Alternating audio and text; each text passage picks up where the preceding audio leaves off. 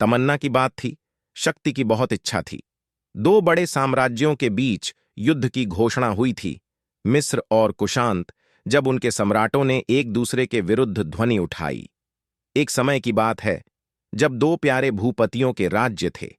वह एक दूसरे के साथ खेलते थे, आपसी समझ में रहते थे, लेकिन समय ने भी वे दोस्तों को अलग कर दिया। एक दिन मिस्र के राजा ने अपनी भूमिका और वस्त्रों को बदल दिया। वह अब विजेता बनने की इच्छा रखता था। कुशांत के राजा ने भी यह सुना और उनकी आत्मा में वीरता का आंसू थम गया।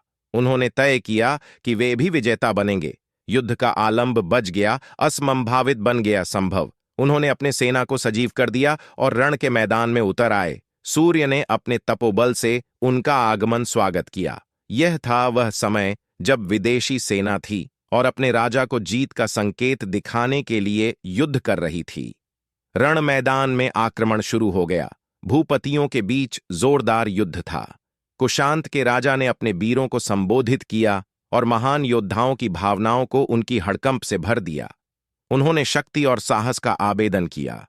मिस्र के सम्राट ने भी अपनी सेना को उत्साहित किया। वे अपने देश की इजात का संरक्षण करने के लिए तैयार थे।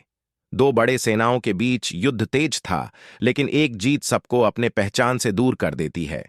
कुशांत के राजा ने अपनी वीरता से विजय प्राप्त की और उसने मिस्र के सम्राट को सम्मानित किया। उन्होंने समझाया कि विजय वास्तविक शक्ति में नहीं, बल्कि सबको एक साथ जीने की कला में है। इस युद्ध ने उन्हें सिखाया कि सबको एक साथ रहने की आवश्यकता है, एक दूसरे के साथ समझौते करने की बजाय। इस तरह युद्ध ने न केवल उनके देशों को जोड़ा, बल्कि उनके दिलों को भी।